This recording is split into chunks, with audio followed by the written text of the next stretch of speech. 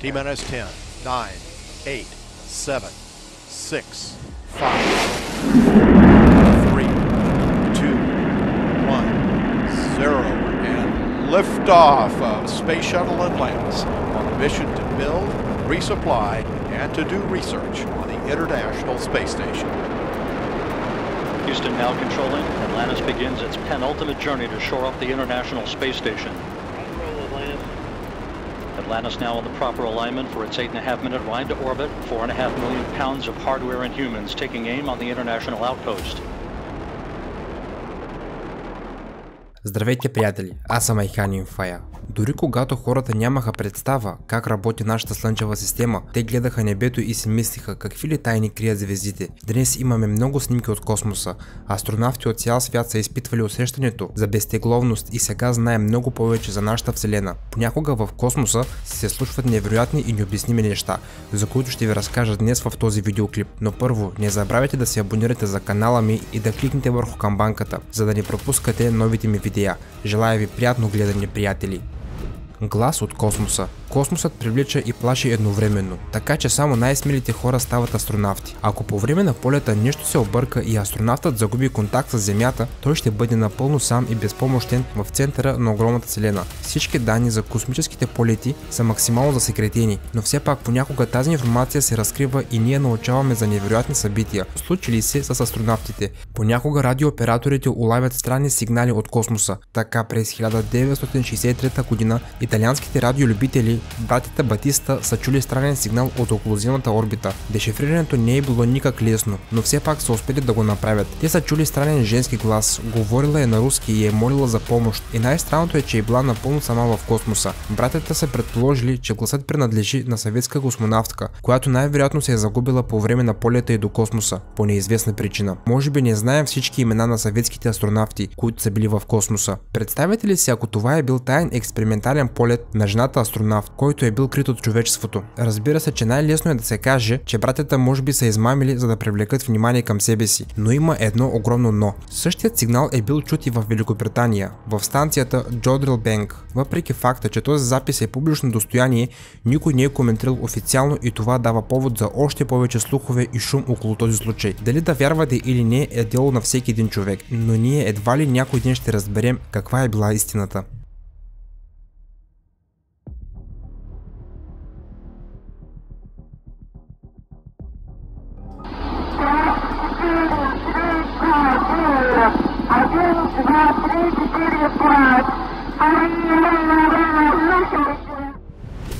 Колумбия. Можеш ли да се изгубиш в космоса? Трагичната съдба на екипажа на совалката Колумбия ни убеждава, че това е съвсем възможно. Най-известният член на този екипаж е бил Калпана Чаула, първата американска жена астронавт от индийски происход. Била е красива и безстрашна. Звездите и космоса са интересували още от ранно детство и тя е мечтаяла един ден да отиде при тях. На 16 януари 2003 година тя като част от екипажа на совалката Колумбия тръгва на последният си полет. Злополучната катастрофа се случва на 1 февруари, малко преди края на полета. Въпреки че, както става известно по-късно, фаталните щети на кораба са настъпили още на втората минута след излитането. Вибрациите са довели до излитане на плоча от топлоизолационната пяна, която всъщност е облицовката на външният резервоар за гориво. Управлението на полета е фиксирал този факт, но хората в него са се надявали, че всичко е наред, защото по-рано подобни полети на совалки с подобни щети са били много успешни. Второ, вече е било невъзможно да се направи нещо по време на полета.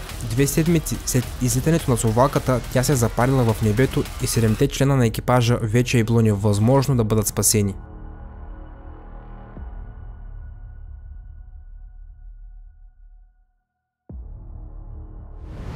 Змия в космоса. Понякога астронавтите, връщайки се на Земята, разказват просто невероятни истории.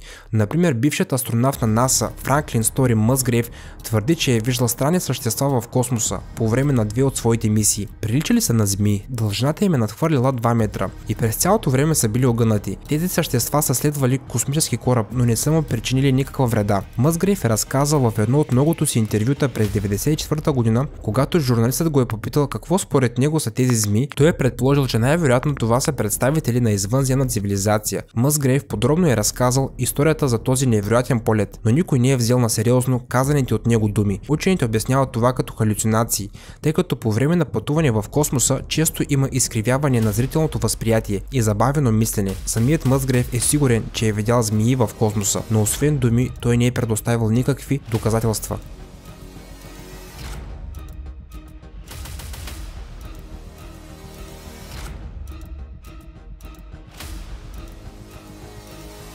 Хем, космическият полет е голям стрес, невероятни претоварвания и усещане за абсолютна самота и изолация от човечеството. Преди Юрий Гагарин да направи първият си полет, никой не е можел да каже какво точно ще е влиянието на космоса върху човешкият ум. Разбира се, че никой не е можел да рискува човешкото здраве, просто така. Затова е било решено да се изпрати в космоса високо развито и добре обучено шимпанзе на име Хем. Задачите, с които шимпанзето е трябвало да се справи, е да изпълни добре репетираните команди, докато е в космоса, да изгаси една от лампите, когато тя светне, да дръпне един от лостовете след определено време, като по този начин да докаже, че е в пълно съзнание. Маймуната се е справила с всичко и се е превърнала в истински герой. Когато Хем се е завърнал на Земята, са го очаквали много лакомства и слава.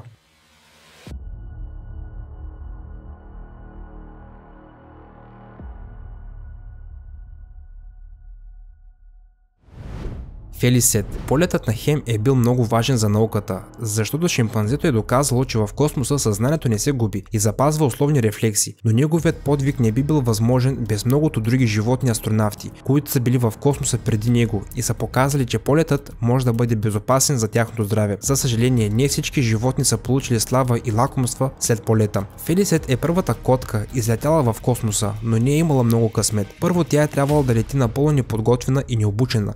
Било е планирано котката Фелисет да бъде изпратена в космоса, но котката е успяла да избяга малко преди излитането и тогава спешно е било решено да го заменят. След успешното излитане и след това кацане е била изучавана в продължение на 2 месеца. Тогава учените са решили внимателно да анализират и проучат как полетът се е отразил на състоянието на мозъка й и затова котката е била евтаназирана.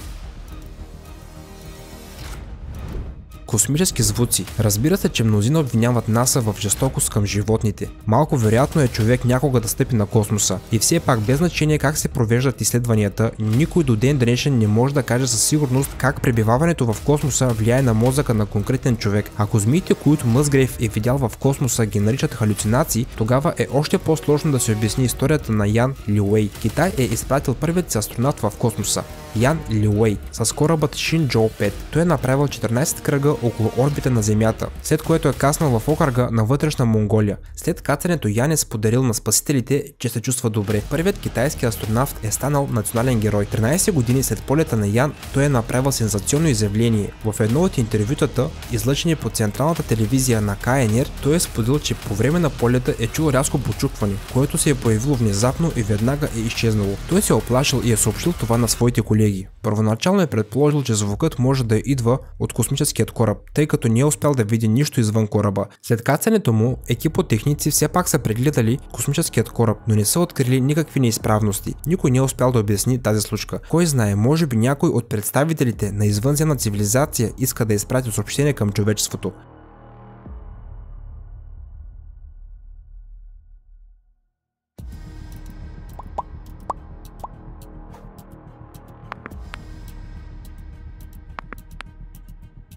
Вярвате ли в тяхната реалност или смятате, че всичко това е плод на развълнувано въображение? Споделете вашето мнение долу в коментарите. Аз бях Айхан Инфая. Ако видеоклипът ви е харесал, не забравяйте да го харесате, коментирате и споделите в социалните мрежи. Очаквайте съвсем скоро много нови интересни видеоклипове. Чао, приятели, и до скоро!